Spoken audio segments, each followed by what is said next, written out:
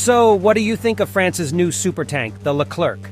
But in the summer of 2015, the United Arab Emirates threw 2 battalions of Leclercs into the civil war in Yemen. And from the few sketchy reports, it seems the tank has fared better than the American-made M-1 Abrams has done.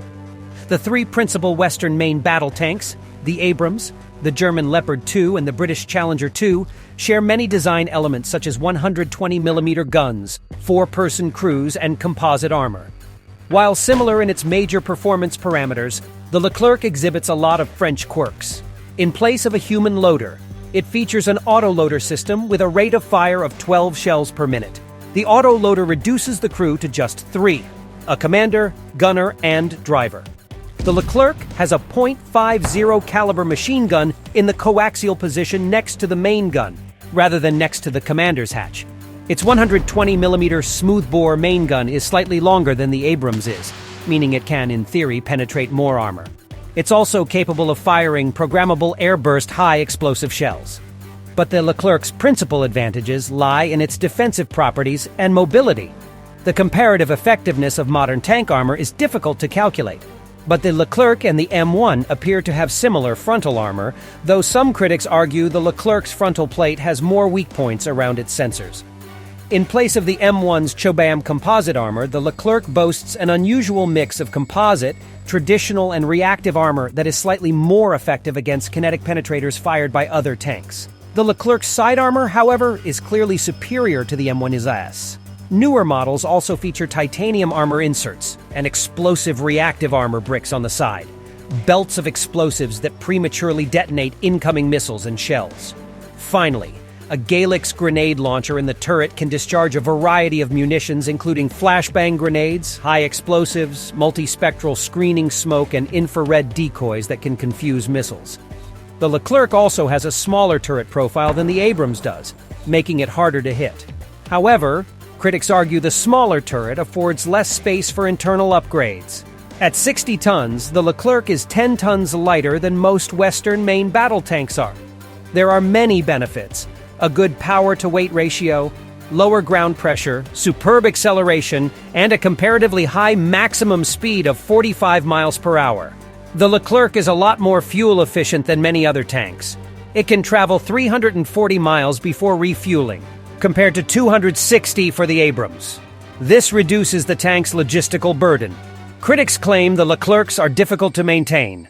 Defenders of the French vehicle insist this reflects the teething problems of early production models. Germany's Leopard 2 main battle tank has a reputation as one of the finest in the world, competing for that distinction with proven designs such as the American M-1 Abrams and the British Challenger 2. Initially, the United States and West Germany planned on jointly creating a tank that would equip both of their armies, the MTB-70.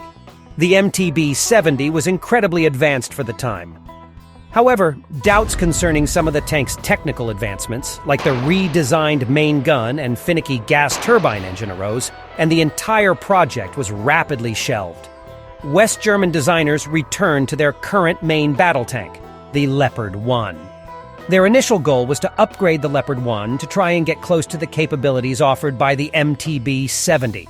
Designers took some of the MTB-70's better qualities, good mobility and effective armor, and created a prototype that had spaced turret armor that was steeply sloped. The prototype's suspension and transmission were improved as well. A computerized fire control system for greater hit probabilities at 2,000 meters or 6,500 feet was added, as was a fully electric turret drive and automatic stabilization. Ammunition was stored in blowout compartments too, in case of ammunition cooking off after taking a hit. This meant that any resulting explosion would be pushed outwards away from the crew rather than exploding internally. Another upgrade meant that, with minimal preparation, the Leopard 2 can ford 13-foot deep bodies of water using a quick-deploy snorkel. With no prep, it can ford over 3 feet of water. Due to German political sensitivities, the Leopard today does not make use of depleted uranium armor. Instead, the tank relies on steeply sloped armor to defeat projectiles, though it has smoke projectiles along the turret.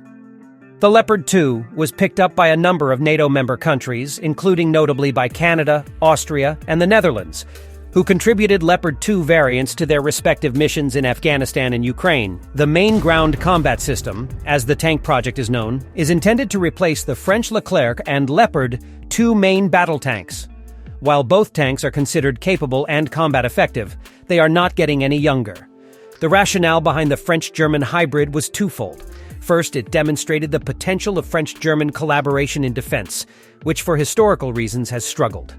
The other advantage was to explore the possibilities of using off-the-shelf parts and components to see what was possible.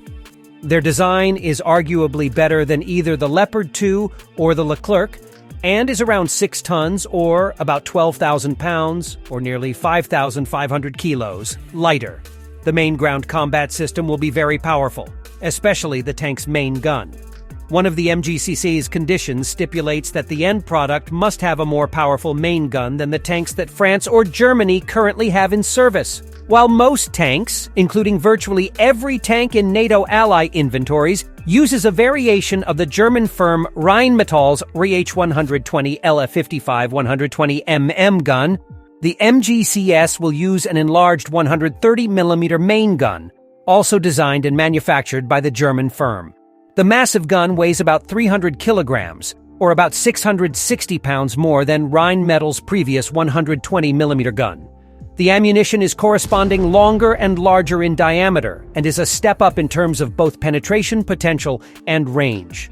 France, along with England, has been a pioneer of armored warfare since World War I. At the beginning of World War II, it actually fielded more tanks, and better armed and armored ones, than the Germans did. But the French Army's poor doctrine and organization doomed the vehicles. During the Cold War, France produced 2 major tank designs, the AMX-13 and AMX-30. The AMX-13 was a light tank. Debuting in 1953, it weighed a mere 13 tons and boasted a long-barrel 75mm gun. Israel and India both deployed the AMX-13 in heavy fighting against Arab and Pakistani opponents, respectively. And the consensus was that the AMX-13's mobility was useful, but it was too lightly armored for pitched battles against other tanks. The French army, however, was convinced that anti-armor weapons were becoming so effective that adding thicker armor was pointless. It preferred to emphasize speed and firepower.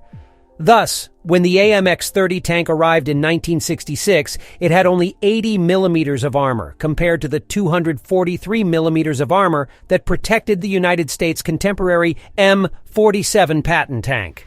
But the AMX-30 still had a decent 105 millimeter gun and, despite its light armor, managed to attract significant foreign orders. It also proved readily adaptable into various support vehicles. By the early 1980s, a new generation of Western tanks emerged, typified by the American M-1 Abrams. These sported composite armor that was highly resistant to the shaped charges on modern anti-tank missiles. During the 1991 Gulf War, the M1's armor proved almost completely immune, not only to anti-tank missiles, but also to the 125mm armor-piercing shells fired by Russian-made T-72 tanks. Qatar and France deployed AMX-30S in the same conflict. The Qatari tanks saw action at the battle at Khafji, where they destroyed 3 1950S vintage T-55 tanks. The Iraqis destroyed 2 AMX-30S, fretting over the AMX-30's thin armor. Coalition commanders all but sidelined the French 6th Light Armor Division, deploying it as a rearguard along the flank of the U.S. Army's 8th Airborne Corps.